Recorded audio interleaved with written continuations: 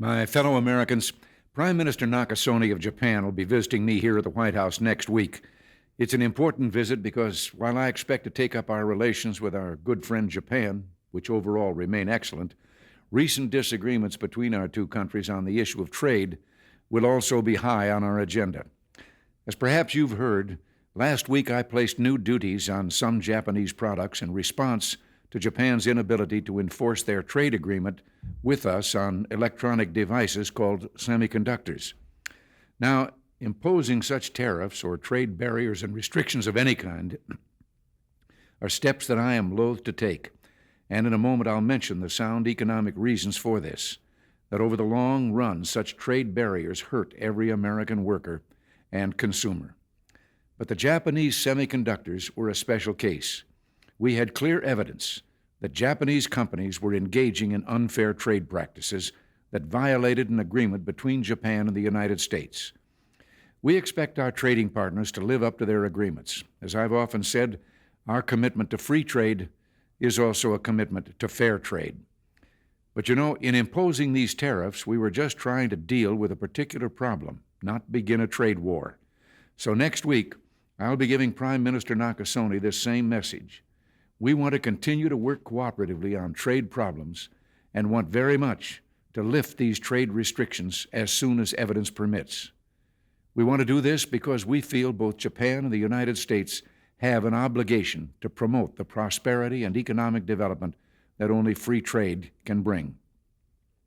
Now, that message of free trade is one I conveyed to Canada's leaders a few weeks ago, and it was warmly received there.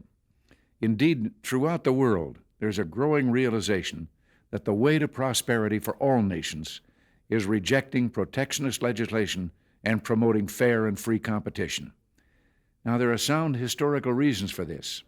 For those of us who lived through the Great Depression, the memory of the suffering it caused is deep and searing. And today, many economic analysts and historians argue that high tariff legislation passed back in that period, called the Smoot-Hawley Tariff, greatly deepened the Depression and prevented economic recovery.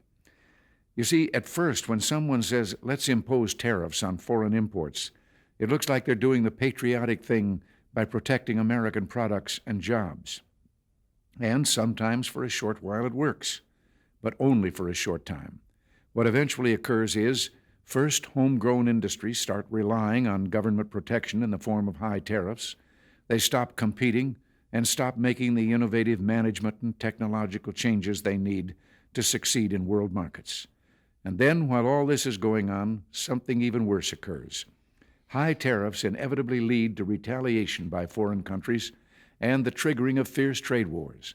The result is more and more tariffs, higher and higher trade barriers, and less competition. So soon, because of the prices made artificially high by tariffs that subsidize inefficiency and poor management, people stop buying. Then the worst happens. Markets shrink and collapse, businesses and industries shut down, and millions of people lose their jobs. The memory of all this occurring back in the 30s made me determined when I came to Washington to spare the American people the protectionist legislation that destroys prosperity.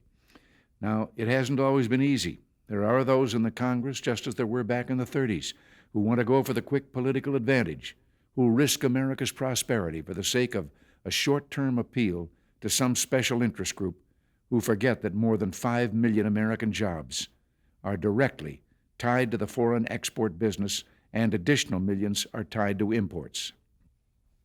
Well, I've never forgotten those jobs, and on trade issues, by and large, we've done well. In certain select cases, like the Japanese semiconductors, we've taken steps to stop unfair practices against American products, but we've still maintained our basic long-term commitment to free trade and economic growth. So, with my meeting with Prime Minister Nakasone and the Venice Economic Summit coming up, it's terribly important not to restrict a president's options in such trade dealings with foreign governments. Unfortunately, some in the Congress are trying to do exactly that. I'll keep you informed on this dangerous legislation because it's just another form of protectionism, and I may need your help to stop it. Remember, America's jobs and growth are at stake. Until next week, thanks for listening and God bless you.